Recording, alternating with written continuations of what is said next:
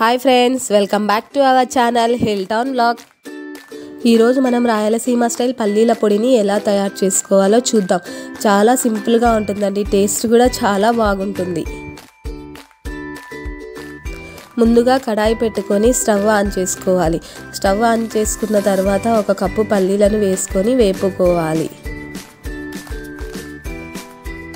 ఇలా పల్లీలు మంచిగా కలర్ చేంజ్ అయ్యే వరకు వేపుకొని ఒక ప్లేట్లో తీసుకొని పక్కన ఉంచుకోవాలి. ఇప్పుడు అదే కడాయిలో 15 ఎండుమిర్చిని వేసుకొని 1 సెకండ్ వేపుకున్న తర్వాత ఇందులో 1/2 స్పూన్ ధనియాలు కూడా వేసుకొని వేపుకోవాలి. ఇలా ధనియాలు కూడా వేగిన తర్వాత పక్కన ఉంచుకొని 1/2 స్పూన్ జీలకర్ర వేసుకొని వేపుకోవాలి. ఇప్పుడు పల్లీలు ఎండుమిర్చిని బాగా చల్లారి పెట్టుకొని ఒక ఎల్లిపాయ గడ్డను కూడా ఒలిచి పెట్టుకోవాలి. ఇప్పుడు ఒక మిక్సీ జార్ తీసుకొని అందులో ఎండుమిర్చి, రుచికి సరిపడా ఉప్పు వేసుకొని గ్రైండ్ చేసుకోవాలి.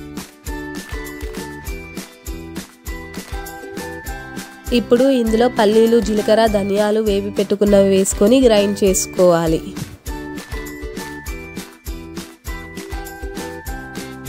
చివరగా ఎల్లిపాయలు వేసుకొని ఒక్కసారి కచాపచాగా గ్రైండ్ చేసుకోవాలి. అంతేనండి, రాయలసీమ స్టైల్ పల్లీల పొడి రెడీ అయిపోయింది.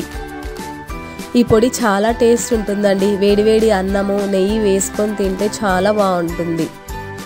ఈ పొడి వెజిటబుల్ ఫ్రైస్లో కానీ, తోటకూర ఫ్రైలో కానీ వేసుకొని తింటే చాలా బాగుంటుంది. పిల్లలు కూడా చాలా ఇష్టపడతారు. ఈ పొడి 20 to 30 days మనకి నిల్వ ఉంటుంది. ఇలా ఎయిర్ టైట్ బాక్స్లో స్టోర్ చేసుకొని ఉంచుకోవాలి.